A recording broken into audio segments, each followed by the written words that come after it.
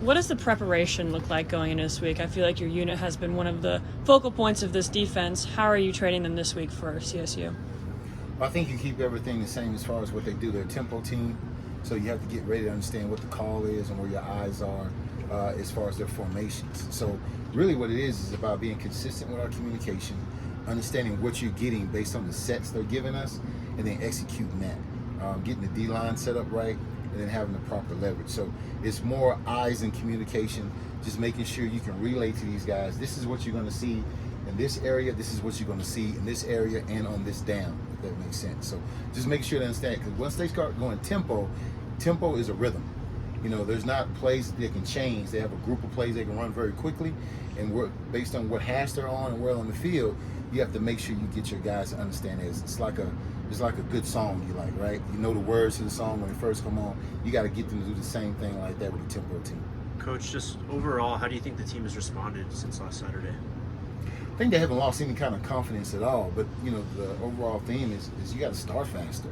I mean, we've had 2 games this year, and in both games, the second half was way different than the first half, especially on the defensive side of the ball.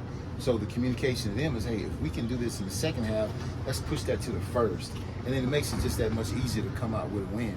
I mean, North Dakota State played us hard, but that second half helped us win the game. In Nebraska, that didn't happen.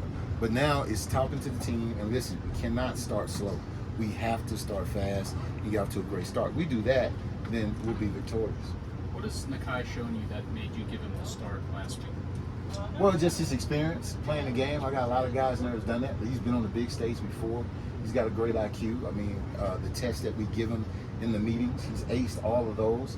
Plus, you know, I think I've said it before, in my room, there's never a secure starter. So every week when you go into it, someone else can win the job.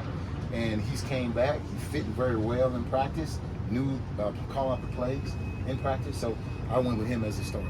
The steady guy in there has been Levanta, and Coach was very complimentary of him yesterday. And it looks like he's playing fantastic football right now. He kind of started that middle of last year, like his second half of that was pretty good. Mm-hmm. Did something click maybe 3-4 games into last year that you have seen just kind of carry over? Well, you know, he talks about a lot in our room, and we've kind of adopted it, you know, his TTP, trust the process. And I think he's really gotten into the process to understand 2 things. One, this is your last year. You can't start slow. It can't be middle of the season that you come in and play. If you want to play, you got to play now. And the second thing is be a leader. Communicate. Make sure everybody understands who you are and they feel you, because in defense, effort is the first fundamental. You know, your effort. And that's what you're seeing out there. He's giving great effort. Fitting the ball, being physical, and running to the ball. So you want to award a guy who's doing that, but he has to be consistent to keep his spot. Coach mentioned that he got banged up a little bit at Nebraska. How is he doing? Yeah, he did. He got banged up. I tried to keep him out a little bit today. He fought me on it some, which you kind of want that from a middle linebacker. He wants to get out there and still get nasty in the holes. But he also has to take care of his body and be smart about it as well. So we've gotten with the trainers, and we put a plan together for him to kind of hold him out and just get some mental reps on some of these things, you know.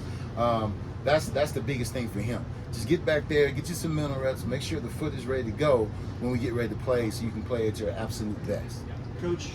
So this week, Coach Sanders talked about the importance of meeting the moment after the game at Nebraska.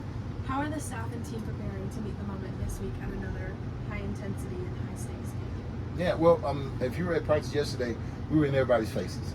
It was very high tense, you know what I'm saying? We're getting in their faces like drill sergeants doing that kind of thing. And then today we kind of loved them a little bit more, make sure they got the corrections, and then we're going to turn it up again. So the thing about it is, intensity, it can't be the first time that you hit a visitor's field or anything like that. We know we're the Buffs. We sell out home stadiums. We sell out away stadiums. You're going to get it wherever you go. And the thing about it is to be able to meet that adversity with confidence and understanding that this is what you're going to get and this is how we play no matter what the circumstances. So that's what we're trying to get across to our guys, and I think we've done a good job there. Last question for Coach. Coach, you're obviously a part of some big rivalries when you were a player at K-State, but how did this kind of live up to the hype last year at the CSU game, and kind of what was your big takeaway kind of after the whole week leading up, and then the game itself was pretty emotional? Yeah, well, you love the stadium. I mean, just to be honest, you get in there and you see the red and it just fires you up. Not in a bad way. I think it just motivates you more to want to play, And then the atmosphere and all the fireworks and everything like that. I mean, it's college football at its best. And I think you live for that kind of thing. So you don't shy away from it. You love it. because when you get in there, you understand that, hey man, this is a moment that you may not be able to get back, right? Like you only play football for so long, and then it's over. So you got to cherish those times, but you want to come out with a win. That makes it even better when you can make a crowd like that get quiet and you're winning and they're just watching you play football. So that's our motivation. That's our goal for this upcoming game, because we know it's going to be packed again. And we know this is another robbery. They're going to be in there. So our goal is to make them quiet so they can hear our calls, they can hear our plays, and they can hear us play football. I have one more question. What kind of role has Trevor Woods been serving you this season? Yeah. So Trevor, in the first game, he was very he was in the game plan for that against North Dakota State.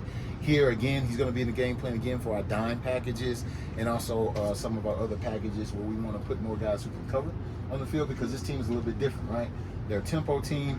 How Mummy's over there. His son is over there. So you know there's going to be a lot of air raid in that, and you want a guy who has those type of instincts that can help us out in the back end when we get a little bit of a lead and they start trying to throw the ball. So that's our thing. Thank you, Coach. Thanks, Coach. Thank you. Coach.